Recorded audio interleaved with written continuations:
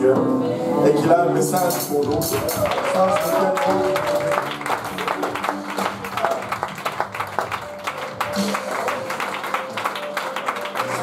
vous, mais moi j'aime le pasteur Abou. Les enfants vont descendre dans le sous-sol avec leur enseignant et ils vont continuer à préparer leur présentation pour l'école du dimanche. Et ils vont descendre en faisant le moins de bruit possible. Et le pasteur Abou va venir et va nous parler de la part du Seigneur. Pasteur Abou prêche. Les 7 archanges du Seigneur sont relâchés pour être avec toi. Déclare-le dans le nom de Jésus-Christ. Amen. Gloire au nom de Jésus.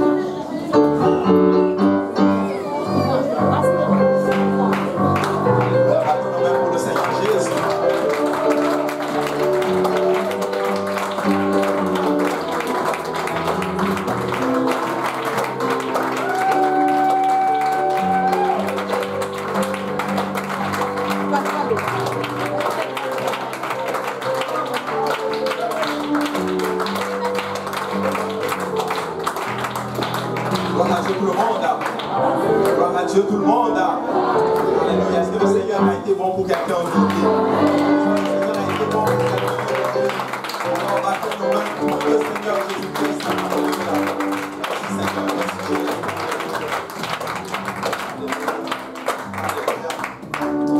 Vous pouvez prendre place dans la présence du Seigneur. Amen. Alléluia. C'est un honneur et un privilège pour moi de me tenir ici. Amen. Je ne prends vraiment pas cela pour acquis. Amen. Et je bénis beaucoup le Seigneur pour ce qu'il fait. Et je sais que le Seigneur est en train de faire de grandes choses. Amen. Et comme je le crois, il faut juste être à la bonne place. Amen. Et être disponible. Amen. Dieu ne tient pas compte de nos capacités, de nos habilités, mais Dieu veut qu'on soit disponible. Amen. Sinon, je ne serais pas ici. Amen. Parce qu'en termes de capacité, oubliez ça. Amen. Mais c'est la grâce de Dieu. Amen. Alléluia. Mais avant toute chose, je tiens à honorer vraiment ceux-là que le Seigneur a placés vraiment spécialement dans nos vies. Et je veux juste...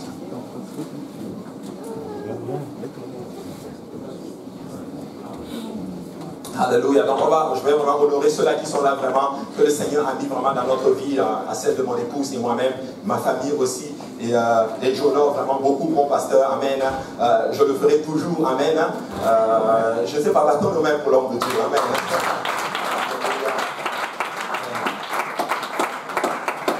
Je le crois toujours, on ne peut pas être sauvé sans un pasteur. Amen. Nous avons quelqu'un que nous regardons et je bénis beaucoup le Seigneur. Je vais être honnête avec vous, je ne l'ai pas choisi. Amen. C'est le Seigneur qui l'a choisi pour moi. Amen. Et le choix du Seigneur est toujours le meilleur. Amen. Et je rends beaucoup vraiment grâce au Seigneur. Je bénis aussi le Seigneur pour sa famille, son épouse, ses enfants qui payent un prix fort. Et nous sommes vraiment là à cause vraiment du sacrifice qu'il paye. Amen. Et j'honore aussi le pasteur Serge, que je considère énormément, qui est mon pasteur aussi. Le Seigneur l'a mis vraiment particulièrement dans ma vie, dans la vie de ma femme, de mes enfants, et son épouse aussi. Nous, ses enfants, je les aime beaucoup. Et écoutez, vous savez quoi? Je crois qu'on a la meilleure équipe ministérielle que le Seigneur peut faire sur la terre.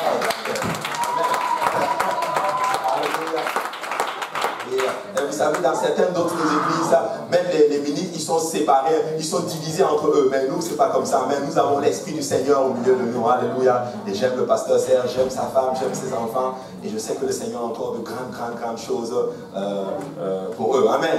Donc, chaque fois que j'ai des conseils, je l'appelle là, il me dit, oh, bon, pas comme ça, pas comme ça. Mais bon, le Seigneur est bon. Je vais y arriver. Et j'honore aussi justement le pasteur Luc. On l'a vu hier, c'était vraiment extraordinaire. Je ne sais pas pour vous, mais moi j'aime être avec le pasteur Luc. Il a un esprit extraordinaire et j'aime beaucoup ce que le Seigneur est en train de faire avec eux. Et je sais que le meilleur est encore à venir. Amen. Et j'honore aussi justement le pasteur Lionel. On s'est vu aussi hier. Vous savez, des fois, avec l'œuvre du Seigneur qui grandit, on ne se voit plus vraiment comme dans le vieux temps. Amen. Vous savez, pasteur Lionel et moi, on a pratiquement étudié un peu à la même école, une partie, on a joué au soccer ensemble, je l'ai connu dans le monde, et quand je suis arrivé à l'église, je le vois. J'ai dit non, ce Dieu-là, il est fort. S'il peut prendre quelqu'un comme le pasteur Lionel, je pense qu'il y a de l'espoir pour moi. Alléluia. On a joué et c'est un homme de Dieu extraordinaire. J'aime son épouse, la sœur Nancy, qui a un esprit extraordinaire. Et nous bénissons le Seigneur pour ce qu'il est en train de faire avec eux. Amen. Et je sais que le meilleur est encore à venir. Alléluia. Et vous savez quoi? Il faut aimer vraiment ceux-là que le Seigneur va placer dans ta vie. Je crois qu'il faut être reconnaissant envers ceux-là qui t'ont parlé de l'évangile, ceux-là qui t'enseignent. Et je crois que de là vient l'onction du Seigneur. Amen. Et j'honore aussi justement le pasteur Yannick. Alléluia. Je tiens à vous.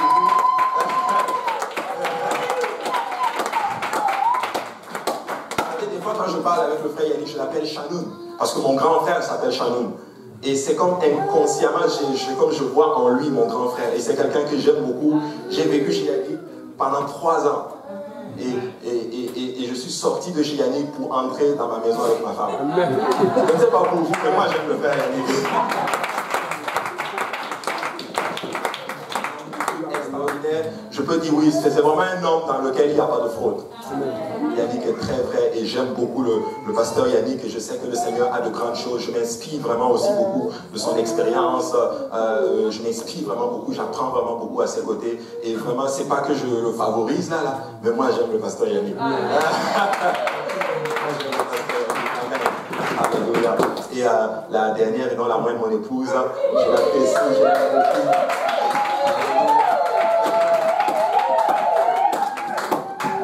Je n'ai pas choisi ma femme, c'est Dieu qui l'a choisi pour moi. Et le choix de Dieu est toujours le meilleur. Alléluia. Et je suis content de vivre avec la sœur Alice, une femme de Dieu extraordinaire. Et je vous assure honnêtement, je bénis beaucoup Dieu. Je l'ai toujours dit, je lui dis d'ailleurs, mamie, tu es la seule femme avec laquelle j'aurais pu vivre.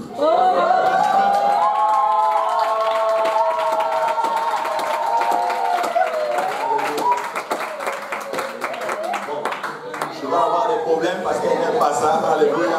Mais le Seigneur est bon, je prie juste au Seigneur. Mais avant d'aller dans les Écritures, on va demander au pasteur de prier vraiment pour les moments qui vont suivre. Alléluia. Gloire au nom de Jésus. Le Seigneur est bon, n'est-ce pas? On va se lever. Alléluia. Gloire au nom de Jésus. On va prier tous ensemble. Père Céleste, nous te rendons grâce encore une fois pour ton amour, ta bonté, ta présence que nous ressentons en ces lieux, Seigneur. Papa, en ce moment, alors que nous venons pour entendre de ta part, nous réalisons que nous sommes des hommes naturels et charnels pour qui, Seigneur, très souvent les choses spirituelles sont folies et nous ne pouvons les saisir de nous-mêmes. Papa, c'est pourquoi nous avons besoin de ton aide. Oins-nous maintenant, nous te prions, oins ton serviteur afin qu'il puisse parler sans crainte, ni faveur, ni hésitation, et qu'il nous donne le plein conseil de ta part, Seigneur. Papa, bénis-nous tous ensemble afin que nous puissions recevoir et que, Papa, ce conseil puisse trouver une place dans nos cœurs où ça va grandir, germer, produire de fruits, et que ce fruit nous conduise jusque dans la vie éternelle. En ton nom précieux, nous te prions ainsi. Dans le nom de Jésus, nous disons tous au nom de Jésus. Au nom de Jésus. Au nom de Jésus. Encore une fois avec conviction, au nom de Jésus. Alléluia. Battez les mains pour le Seigneur.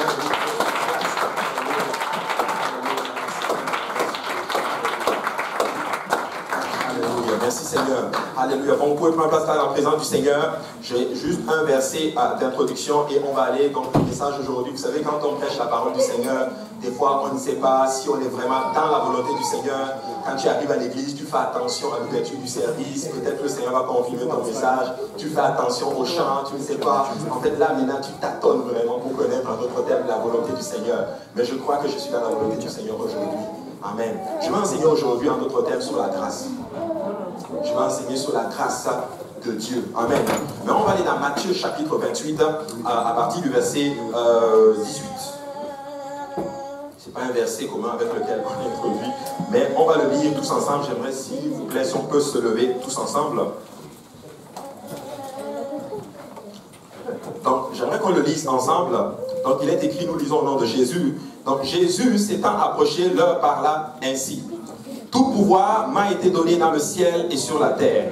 Allez, faites de toutes les nations des disciples, les baptisant au nom du Père, du Fils et du Saint-Esprit, et enseignez-leur à observer ce que je vous ai prescrit. Et voici, je suis avec vous tous les jours jusqu'à la fin du monde. Et que le peuple de Dieu dise Amen. Alléluia. Vous pouvez vous asseoir dans la présence du Seigneur. Alléluia. Quand j'ai appris un autre thème que je devais enseigner aujourd'hui, j'avais vraiment quelque chose, un autre sujet, un autre thème qui planait, un autre thème dans mon esprit. Et quand on a commencé à prier, le Seigneur a commencé à me parler juste de l'évangile. Il m'a dit prêche l'évangile. Prêche l'évangile. Il a commencé vraiment à frapper cela dans mon esprit. Et quand je me suis vraiment entêté, je rentre à la maison, je suis vraiment sur mon sujet que je veux enseigner. Mais le Seigneur me ramène vraiment, jusqu'à un peu même tard dans la nuit, me ramène vraiment au sujet qu'on va parler dans le fond aujourd'hui. Amen. Mais quand vous regardez en d'autres thèmes les Écritures, vous allez vous rendre compte de quelque chose. Quand on prend depuis le début de la création, nous voyons en d'autres thèmes que le Seigneur, il crée en d'autres thèmes toutes ces choses. La Bible dit justement que, la Bible dit au commencement, Dieu créa les cieux et la terre. Et nous voyons dans le fond que la Bible dit justement dans les versets qui suivent justement que la terre était informe et elle était vide. Et quand vous regardez maintenant à partir du verset 3 jusqu'à la suite, c'est Dieu dit, Dieu dit, Dieu dit, Dieu dit, Dieu dit. Donc ce qu'il a créé en d'autres termes, qui est informe et qui est vide, en d'autres termes littéralement était dans l'esprit. Et sa parole a amené ce qui était dans l'esprit, en d'autres termes dans le monde naturel, dans le monde physique. Donc littéralement, qu'est-ce que Dieu fait? Il crée en d'autres termes la terre, les animaux, les arbustes et toutes ces choses. Et il crée un environnement propice à l'homme. Ce qu'on appelle le jardin d'Éden. Vous savez quoi? Dieu ne va jamais, en d'autres termes, nous laisser tomber. Quand Dieu nous envoie quelque part, c'est parce qu'il a déjà prévu, en d'autres termes, l'environnement propice dans lequel nous devons vivre pour pouvoir faire ce dont il nous demande de faire. Voilà pourquoi je crois que quand Dieu nous appelle, on a juste à obéir d'une façon aveugle. Parce que je crois une chose, s'il est vraiment Dieu et qu'il est le Père par excellence, c'est qu'il a déjà prévu un Éden quelque part dans lequel nous allons vivre. Et la Bible enseigne justement que le 6e jour, il crée l'homme et qu'il le met justement dans ce beau jardin justement. La Bible enseigne justement qu'il y avait toutes sortes de fruits qu'il devait manger. Mais dans ce jardin, il place l'homme et le Seigneur va lui donner un commandement. Le commandement, vous le connaissez, c'est que tu pourras manger de tous les arbres du jardin, mais l'arbre de la connaissance du bien et du mal, tu n'en mangeras pas. Quand vous sondez bien les Écritures, vous vous rendez compte d'une chose, c'est qu'il y avait 2 arbres au milieu du jardin. Amen. Mais il demande à l'homme, il y avait l'arbre de la connaissance du bien et du mal, et il y avait aussi l'arbre de la vie éternelle. Et il demande à l'homme, tu peux manger de tous les arbres, mais tu ne mangeras pas de l'arbre de la connaissance du bien et du mal, car le jour où tu en mangeras, tu mourras. Et là, qu'est-ce qui se passe justement? Nous voyons justement qu'il y a un intrus qui entre, en d'autres termes, dans le jardin. Nous voyons que le serpent commence à parler, en d'autres termes, à la femme. Et qu'est-ce qui se passe? Plus tard, nous apprenons que l'homme faillit, il désobéit littéralement à Dieu. Il pêche littéralement contre Dieu. Et justement, le révérend dit, Adam savait apporter un principe que j'avais beaucoup apprécié. Il dit justement qu'il y a ce qu'on appelle le principe de la première mention. En d'autres termes, donc, qu'est-ce qui se passe? Donc, quand tu vois quelque chose pour la première fois dans la Bible, donc le principe est établi. Donc, il nous expliquait littéralement que le péché, c'est tout simplement la désobéissance à Dieu. Amen. Donc, quelqu'un qui désobéit à Dieu pêche. Il pêche contre Dieu. Donc, Adam ayant péché contre Dieu et sa femme ayant péché contre Dieu, la Bible enseigne justement que l'homme justement est mort. Parce que Dieu donnait justement le commandement et il disait ceci, il disait, le jour où tu mangeras de l'arbre de la connaissance du bien et du mal, tu vas mourir. Et c'est ça justement le point qui m'intéresse qu'on va étudier dans le fond aujourd'hui. Donc l'homme ayant péché contre Dieu, la Bible enseigne que le Seigneur le chasse littéralement du jardin d'Éden et le Seigneur va placer en d'autres termes un chérubin, en d'autres termes qui va protéger l'accès au jardin.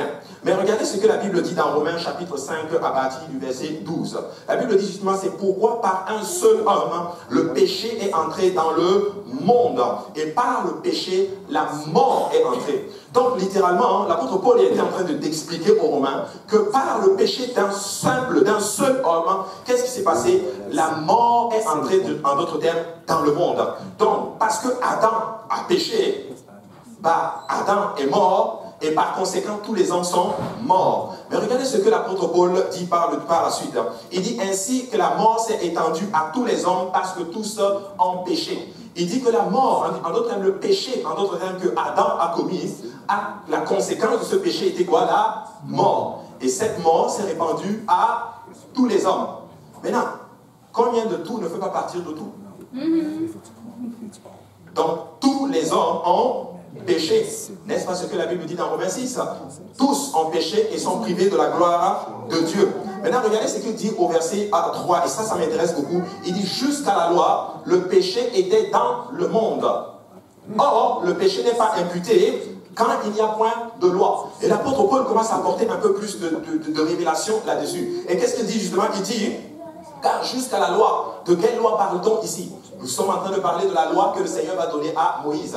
Donc, si je comprends bien ce que l'apôtre Paul est en train de dire, donc depuis que Adam pêche contre Dieu, jusqu'à ce que le Seigneur donne la loi à Moïse, c'est la mort qui règne. Est-ce que jusqu'à là on est ensemble? Amen. Donc c'est la mort qui plane. Jusqu'à ce que le Seigneur va appeler justement Moïse, il va sortir les enfants de l'Égypte et il va les amener où? Sur le mont Sinaï. Il va appeler Moïse sur le mont Sinaï et il va lui donner ce qu'on appelle la loi, les commandements, ce que les Juifs disent les mitzvahs. Il va leur donner les commandements par lesquels ils doivent vivre. Et je me suis posé hier la question, pourquoi cette loi? Pourquoi l'apôtre Paul nous dit justement que la loi, en d'autres termes, que la mort a régné, que le péché était là jusqu'à la loi? Parce qu'à travers la loi, Dieu est en train de donner une opportunité par laquelle tu peux être sauvé. En d'autres termes, tu es mort depuis Adam, mais par la loi, si tu obéis à la loi, que tu fais tout ce que la loi te demande, bah, il y a possibilité pour toi d'être sauvé. Mais la loi, c'est 613 commandements. Amen. C'est 613 commandements. Et je me posais encore des questions. Alors Seigneur, 613 commandements, qui peut suivre cela? Il dit cependant la mort a régné depuis Adam jusqu'à Moïse. Et il va plus loin, même sur ceux qui n'avaient pas commis, qui n'avaient pas péché par une transaction semblable à celle d'Adam. Même si tu n'avais pas commis le même péché que Adam a fait, bah, la Bible dit que oui, bah, tu es mort quand même. En d'autres termes, tous sont morts. Tous sont privés de la gloire de Dieu. Tous ont péché contre l'Éternel. Et la mort, littéralement, a régné, en d'autres termes, jusqu'à ce que Moïse arrive. Moïse arrive, la Bible enseigne qu'il monte sur le mont Sinaï. Le Seigneur écrit les tables de la loi, en d'autres termes, sur des pierres. Et le Seigneur, justement, l'envoie vers le peuple. Voilà les lois par lesquelles vous vivrez. Il l'a dit plusieurs fois, celui qui met ses lois en pratique, il vivra. Mais regardez ce que la Bible dit, justement. Et je me suis posé la question, qu'est-ce qu'une loi?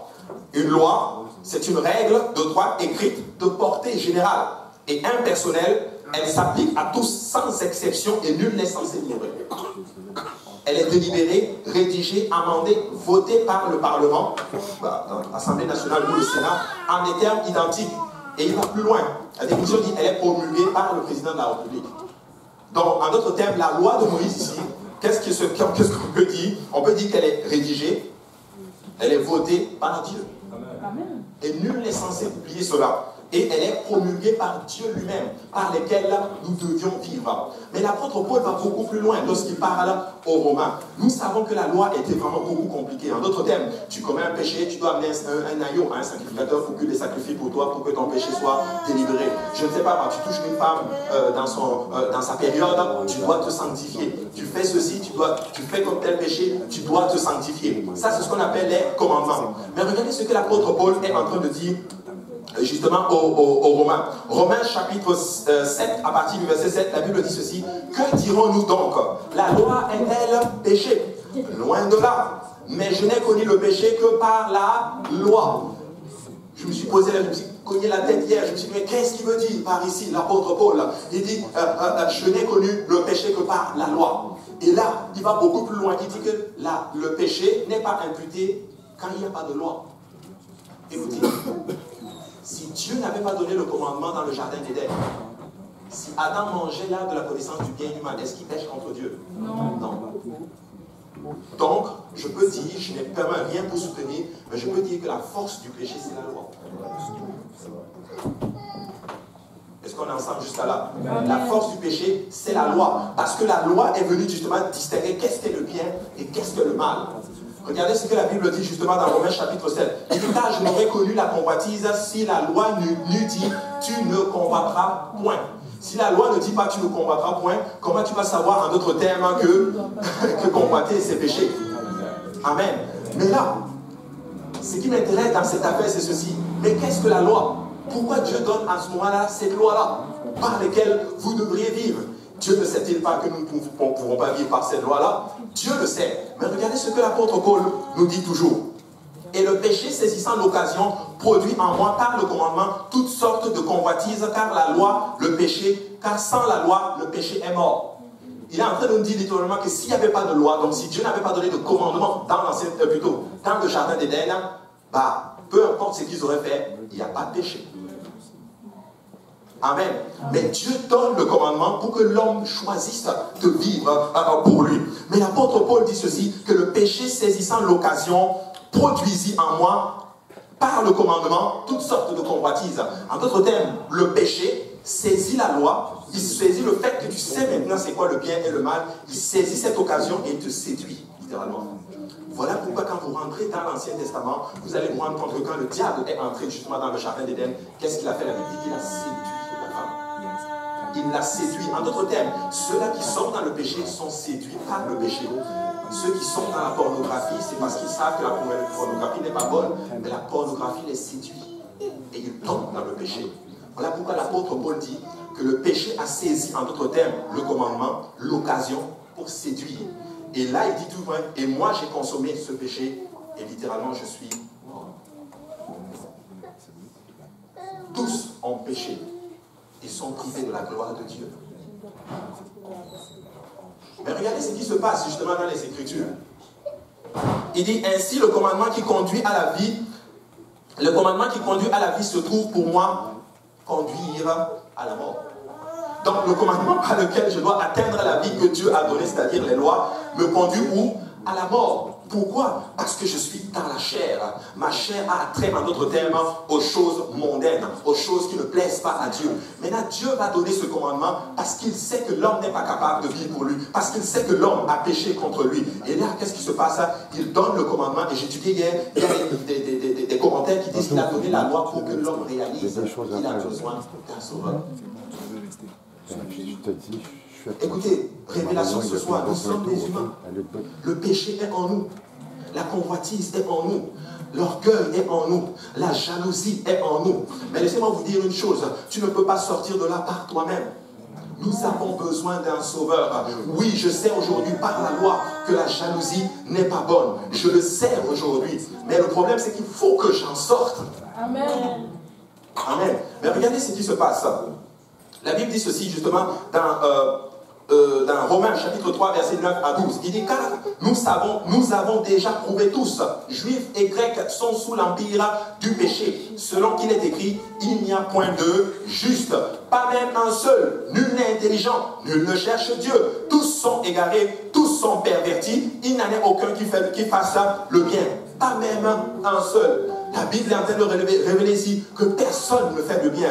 Peu importe tes efforts que tu fais pour vivre pour Dieu, ce sont des guenilles sales, il le déclare. Notre justice, c'est des guenilles sales devant Dieu. Notre justice ne peut pas être une justice devant Dieu. En d'autres termes, peu importe ce que tu fais pour atteindre Dieu, laisse-moi te dire que tu ne pourras jamais l'atteindre parce que ça, il est juste trop parfait et trop saint. Écoutez, j'ai vécu dans une religion qui me disait que je pouvais être sauvé par mes œuvres. Révélation ce matin, tu ne peux pas être sauvé par toi-même. Tu ne peux pas être sauvé par tes propres œuvres. Tu as besoin d'un sauveur. Et là, ce qui est important, ce qui est intéressant dans cette affaire, c'est que dans l'évangile, nous voyons justement une histoire assez extraordinaire et je crois que le Seigneur donne une révélation ici. Dans Matthieu chapitre 19, à partir du verset 24, la Bible déclare ceci. Je vous le dis, il est plus facile à un chameau de passer par le trou d'une aiguille qu'à un riche d'entrer dans le royaume de Dieu. Matthieu 19, verset 25, les disciples ayant entendu cela furent très étonnés et dirent, qui peut donc être sauvé? Je crois que l'emphase n'est pas mise sur la richesse ici. Mais les apôtres voulaient savoir à ce moment-là, mais ce jeune homme-là qui s'est approché de Jésus pour savoir comment je peux faire pour être sauvé, le Seigneur lui dit littéralement, mon ami, tu as les commandements de Moïse, fais-le. Parce que c'est une option que le Seigneur vous a donnée pour entrer dans les cieux, pour être sauvé littéralement. Il dit, mais j'ai fait tout ceci. Ok, bah tu es riche, prends tout ce que tu as, et viens et suis-moi. La Bible dit qu'il se retourne et il est parti. Mais ce qui m'intéresse, c'est qu'est-ce que la question que les apôtres posent. Mais Seigneur, qui peut donc se sauver? Qui peut aller au ciel par lui-même? Est-ce qu'il y a des gens qui veulent aller au ciel ce matin? Amen. Alors le Seigneur pose la question, qui veut donc aller, qui peut donc, les apôtres disent, qui peut donc être sauvé? Regardez, au verset 26, il dit, Jésus le regarda plutôt verset 25, les disciples ayant entendu cela furent très étonnés et dirent, qui peut être sauvé? Jésus leur regarda et leur dit, aux hommes cela est impossible, mais à Dieu tout est possible. À Dieu tout est possible. En d'autres termes, vous les hommes, personne ne peut te sauver littéralement. Oui, des fois nous avons des besoins dans nos vies, nous avons des problèmes dans nos vies, mais le problème avec nous des fois c'est que nous courons vers les hommes. N'est-ce pas ce qui est écrit? Malheur à celui qui se confie en l'homme, littéralement. Donc des fois quand nous avons certains besoins et que nous allons vers les hommes, qu'est-ce que nous sommes en train de faire? Nous sommes en d'autres termes en train d'accroître notre problème. Parce que cet homme lui aussi a un besoin. Peut-être que qui nécessite un autre homme qui a un besoin. Donc vous voyez que la chaîne est juste un peu trop compliquée. Et le Seigneur qui leur dit littéralement, tu sais quoi, aux hommes, cela est impossible. Je veux vous dire une chose. Il y a peut-être beaucoup de problèmes représentés ici à l'église. Mais je veux vous dire une chose, un homme ne peut pas résoudre ton problème. C'est Dieu qui va résoudre ton problème. Je n'ai pas la solution à ton problème. Dieu a la solution à ton problème. À Dieu, cela est possible. Rien n'est impossible à Dieu. Oh, j'aime beaucoup comment c'est fait. À Dieu, rien n'est impossible. Mais je crois que Luc va à l'envers. À Dieu, rien n'est possible. Mais pour Dieu, tout est possible. Je ne sais pas si vous voyez un peu la nuance. En d'autres termes, peu importe la situation. Est-ce que tu as besoin du salut? Dieu peut te sauver. Dieu est assez puissant pour te sauver. Est-ce que tu as besoin d'une restauration complète dans ton corps? Je n'ai pas la solution à ton problème. Oui, je peux prier pour toi. Souveraineté de Dieu, il peut te guérir. Comme il peut ne pas te guérir. Mais je sais une chose, il peut le faire. Est-ce qu'il va le faire? Je ne sais pas. Mais je sais une chose, c'est que le Dieu que je sers est tout puissant. Il est capable de te sauver. Ainsi les apôtres disent, mais Seigneur, qui peut se sauver? Amen. Et des fois nous pensons que c'est en fonction de nos œuvres. Nous venons à l'église, nous donnons nos dîmes de temps en temps. Mais je veux vous dire une chose, nous ne sommes pas sauvés par nos œuvres. Nous sommes sauvés par Dieu. Amen. Il faut juste réaliser cela. Regardez ce qui est écrit, la Bible dit justement. Jésus le répond. Pierre prenant la parole, lui dit, voici, nous avons tout quitté et nous t'avons suivi. Qu'en sera-t-il de nous? Et des fois, je peux voir des gens, même dans la maison du Seigneur, après 5 ans, 6 ans, 7 ans passés dans la maison du Seigneur, se posent des questions sur leur avenir. Et ils veulent reculer en arrière. Pourquoi 5 ans passés en arrière? Mais quand je regarde le bilan matériellement parlant, j'ai l'impression qu'il n'y a pas de produit, il n'y a pas de fruit en d'autres termes. J'ai l'impression d'avoir reculé. Mais laissez-moi vous dire une chose, le Seigneur est en train de te donner une parole. Si tu as tout quitté pour Dieu, si tu as tout quitté pour Dieu, si tu as tout perdu pour Dieu, si tu as abandonné quelque chose pour Dieu, je ne sais pas quel est le sacrifice que vous avez payé pour être là ce matin, là. Je ne sais pas quel est le sacrifice que vous avez payé pour certaines personnes d'avoir donné leur vie à Dieu. Certains ont perdu leur famille, certains ont perdu leurs enfants, certains ont tout perdu. Mais laissez-moi vous dire, voici la parole du Seigneur pour toi ce matin.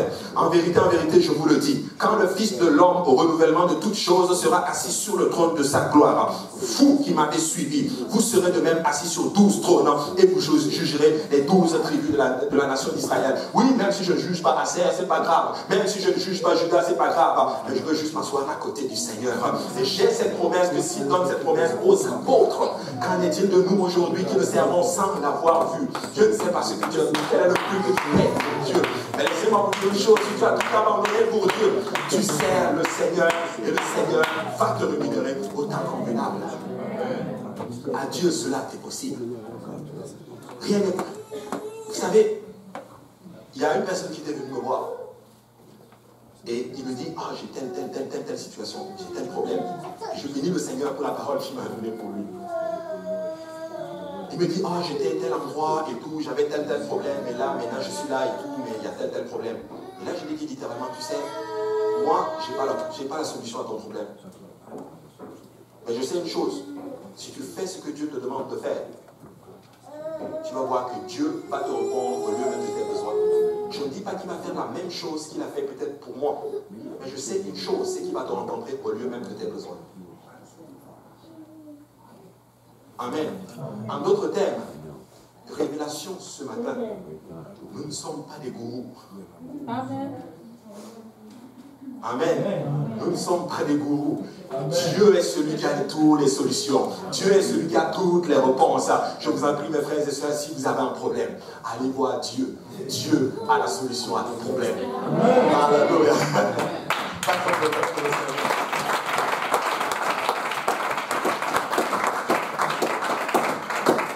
Et quiconque aura quitté à cause de mon nom ses frères, ou ses sœurs, ou son père, ou sa mère, ou sa femme, ou ses enfants, ou ses terres, ou ses maisons, recevra le centuple et héritera la vie éternelle.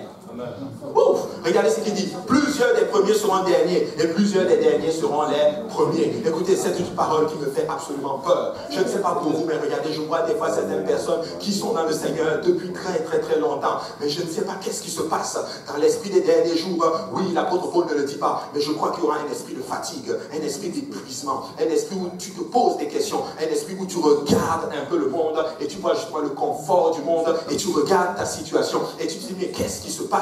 J'ai l'impression que le fait que j'ai lavé mes mains de l'iniquité ne produit absolument rien. N'est-ce pas ce que Azap dit? Mais laissez-moi vous dire une chose. Marche toujours dans les voies du Seigneur. Ne regarde pas à gauche, ne regarde pas à droite, mais continue ta marche. Parce que si je marche, c'est par la foi. Mais je sais qu'un jour, mes yeux verront Jésus. Et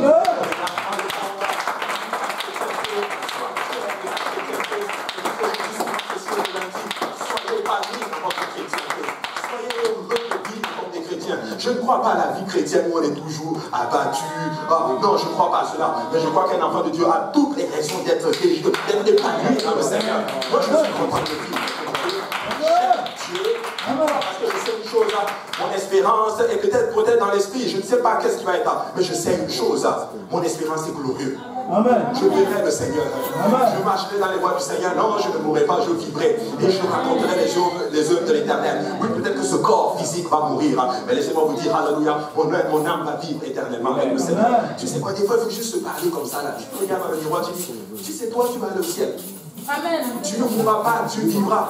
Et tu raconteras les œuvres de l'Éternel. Même s'il y a des problèmes, Dieu a des problèmes. Bah, de toute façon, vous êtes temporaire. Vous allez probablement rester ici. Et tu sais quoi, je suis en direction du ciel.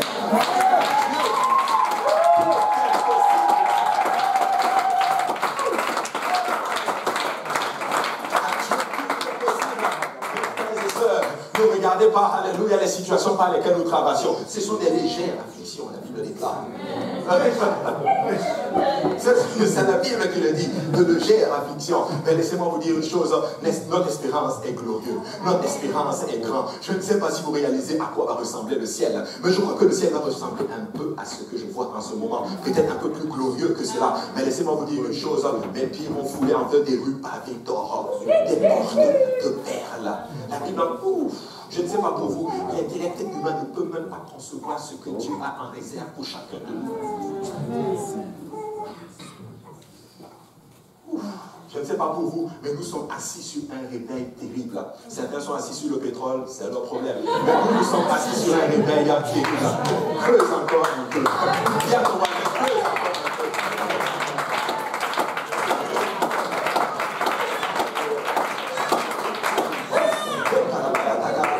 Laissez-moi vous dire une chose, mon espérance est glorieuse. Et là, Dieu déclare à Dieu, alors aux hommes, cela est impossible. Mais là, pose la question à son monde, mais qui peut se sauver?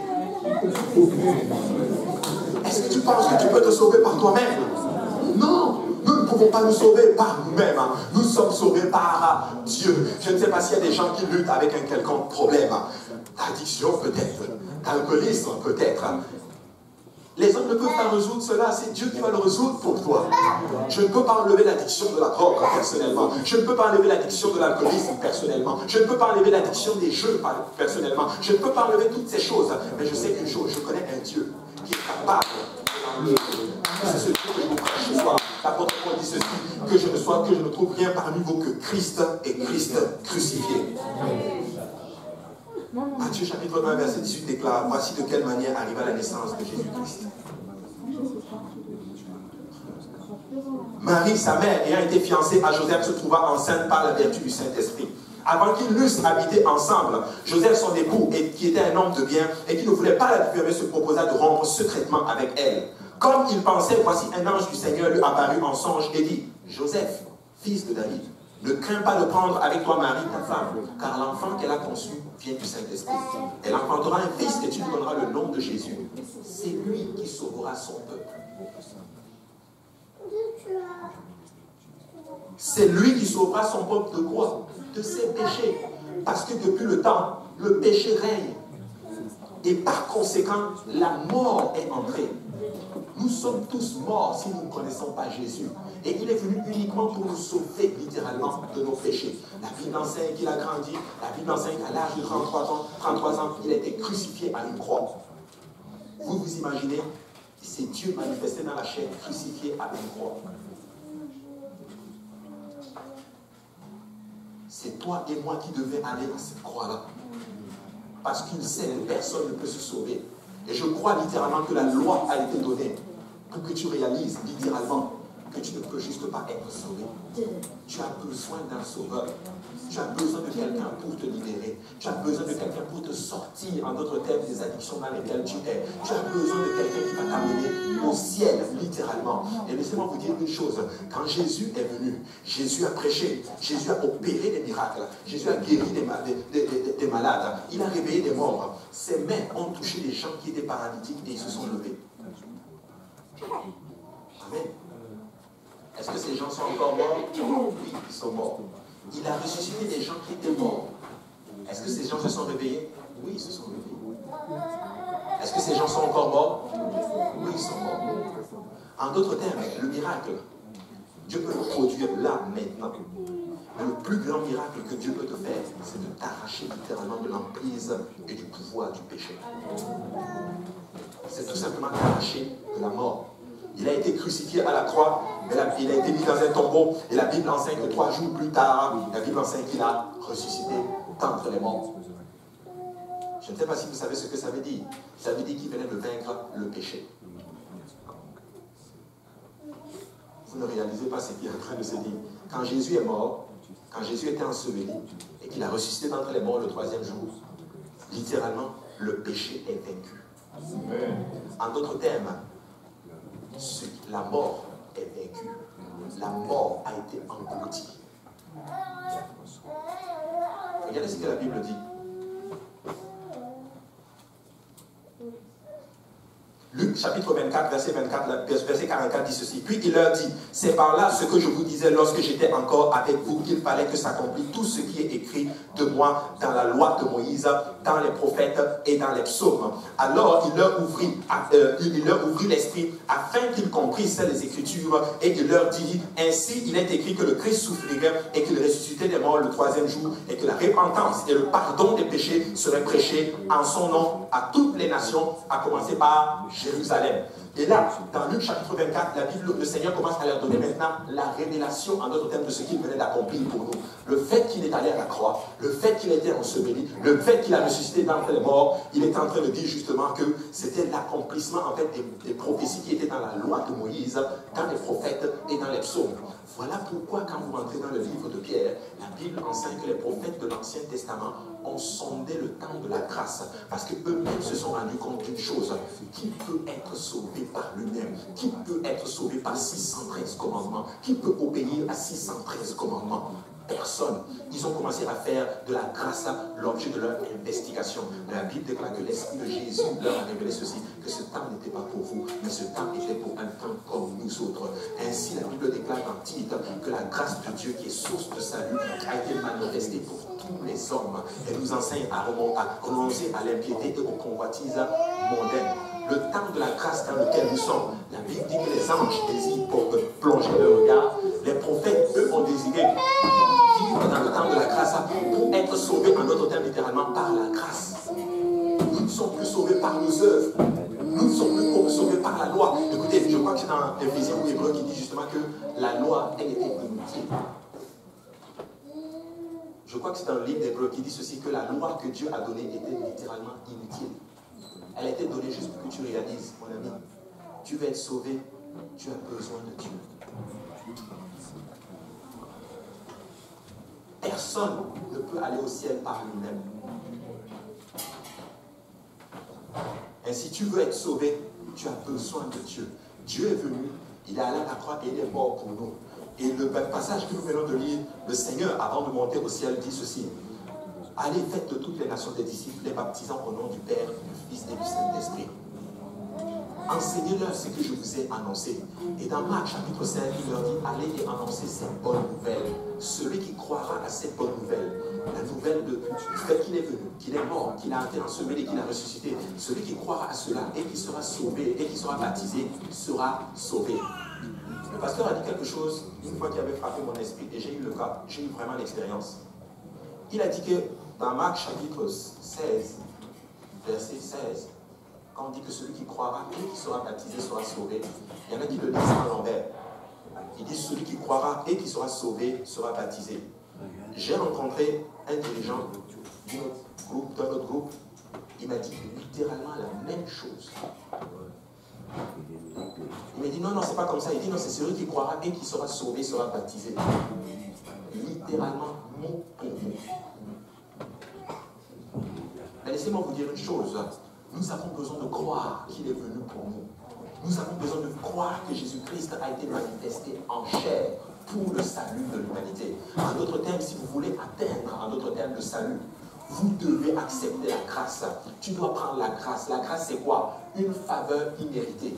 Tu ne peux pas être sauvé, mais je te sauve, littéralement. Je ne tiens pas compte de tes péchés. Tant que tu obéis, si tu crois et que tu te baptises, et ben tu seras sauvé. Tu seras rempli de l'Esprit du Seigneur qui va t'amener, en d'autres termes, vers le salut de l'Éternel. En d'autres termes, ce qu'il est en train de dire ici, littéralement, la grâce de Dieu, cette faveur imméritée, c'est quoi? C'est que si tu obéis à l'Évangile, tu bénéficies, en d'autres termes, de cette grâce qui te conduit au ciel.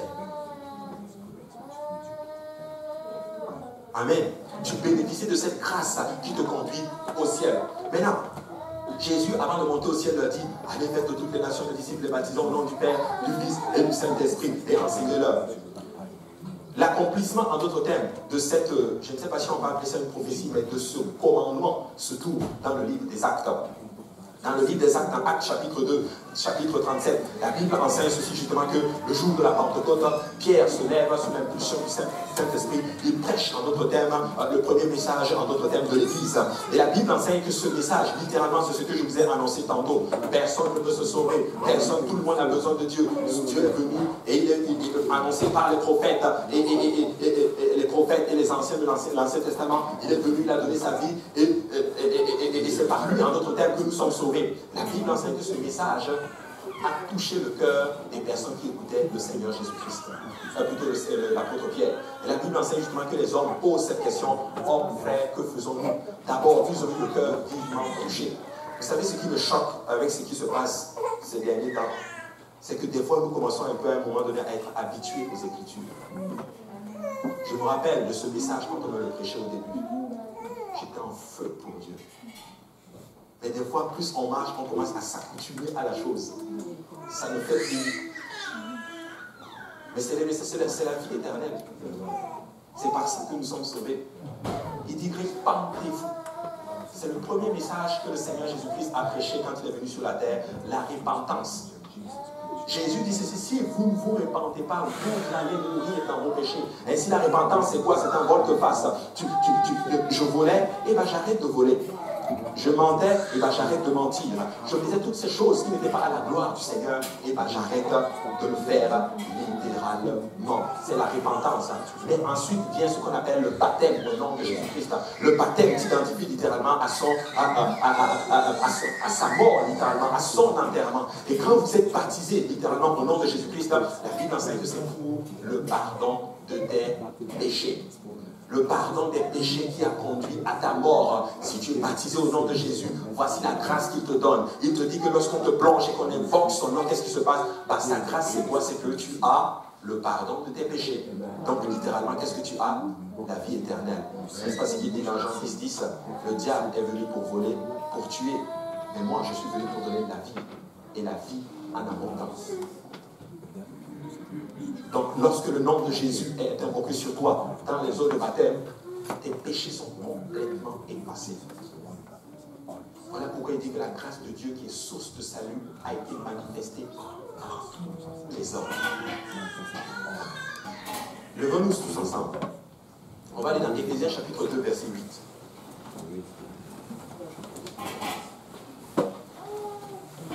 La Bible dit, car c'est par la grâce que vous êtes sauvés, par le moyen de la foi. Et cela ne vient pas de vous, c'est le don de Dieu. Ce n'est point par les œuvres, afin que personne ne se glorifie, car nous sommes son ouvrage, ayant été créés en Jésus-Christ pour de bonnes œuvres que Dieu a préparées d'avance, afin que nous les pratiquions. En d'autres termes, mon frère, ma soeur, il est en train de dire que c'est par la grâce que nous sommes sauvés. Ce n'est pas parce que nous faisons du bien, ce n'est pas parce que nous parlons bien, ce n'est pas parce que nous assistons les gens, mais nous sommes sauvés par la grâce de Jésus-Christ. Nous sommes sauvés parce qu'il est allé à la croix. Nous sommes allés parce qu'il a prouvé le péché à la croix. Nous sommes sauvés parce qu'il a vaincu la mort. Et nous, en obéissance à ce qu'il nous demande de faire, nous bénéficions, en d'autres termes, de la grâce. La grâce est une faveur imméritée. On ne le mérite pas. Je n'ai pas le droit d'aller au ciel. Ça m'est fermé. Mon péché m'empêche littéralement de rentrer en Dieu. Mais l'amour de Dieu l'a poussé à me donner une grâce, une faveur que je ne méritais pas. Ainsi, si tu es là aujourd'hui et que tu essaies de lutter avec quelque chose pour sauver d'un quelconque péché, laisse-moi te dire que je ne peux pas te sauver. Aucun homme ne peut te sauver. Même le pasteur, avec toute l'onction qu'il a, ne peut pas te sauver. C'est Dieu qui sauve. C'est Dieu qui sauve. C'est Dieu qui arrache les gens du péché. C'est Dieu qui arrache les gens des addictions. C'est Dieu qui prend quelqu'un qui t'est drogué et qui l'établit dans la maison du Seigneur. En d'autres termes, tout ce que tu as fait, c'est de dire, Seigneur Jésus, je le veux ta grâce. Dis-moi ce qu'il a fait et I'm gonna do it. Veux-tu que je marche un pied? Je vais le faire. Veux-tu que je saute? Je vais le faire. Veux-tu que je me répande de mes péchés? Je vais le faire, même si je n'y arrive pas. Écoutez, je veux être honnête avec vous. Je ne suis pas parfait. Il y a des choses avec lesquelles je lutte encore. Mais je sais une chose. Je me suis répandu de mes péchés. J'ai été baptisé au nom de Jésus. Il m'a pardonné les péchés passés. Je fais de mon mieux pour vivre pour Dieu. Je tombe des fois. Mais ma direction est la direction du ciel. Si la trompette sonne, je vais au ciel. On n'est pas sauvé, on ne devient pas parfait pour être sauvé. On est sauvé parce que nous prenons une direction du salut. Je suis là pour vous dire, mes frères et sœurs, Dieu veut sauver encore. Dieu veut sauver. Dieu nous donne un temps de répit. Son retour est proche. Il peut revenir maintenant. Si Jésus revient maintenant, devinez quoi? Le micro tombe.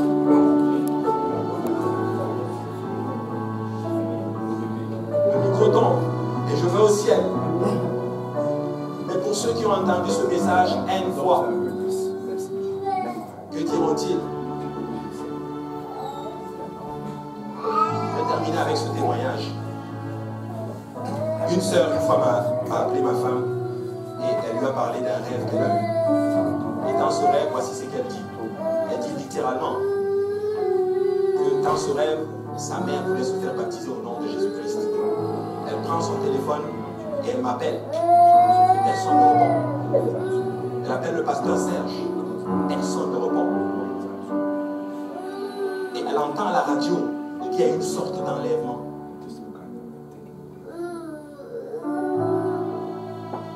Qu'il y a des gens qui ont disparu soudainement, brusquement, comme un clin d'œil. Et elle s'est réveillée comme cela. Et voici ce que ma femme lui a dit. Tu dois te consacrer. Parce que le salut des membres de ta famille tient dans tes mains comme cela.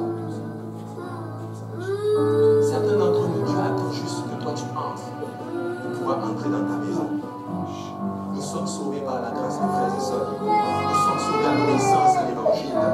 Répandez-vous. Soyez baptisés au nom de Jésus-Christ pour le pardon de vos péchés. Vous recevrez le don du Saint-Esprit. Les gens reçoivent le Saint-Esprit comme ça. Comme ça. Comme ça. Parce qu'il est en train de remplir les gens. Je ne sais pas pour vous, mais je crois que notre génération verra le retour du Seigneur. C'est notre génération qui va voir le retour. Je ne sais pas quand est-ce qu'il revient, mais tu dois être prêt. Tu dois te sanctifier. Si vous n'êtes pas encore répandus de vos péchés, nous sommes une église, nous pouvons prier avec toi. Dieu va te pardonner. L'Esprit du Seigneur est encore disponible.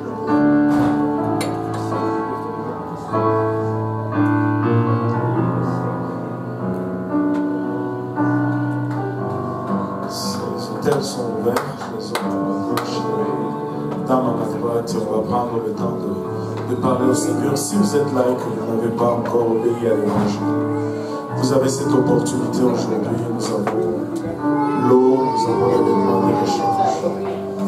Ça ne prend que votre obéissance.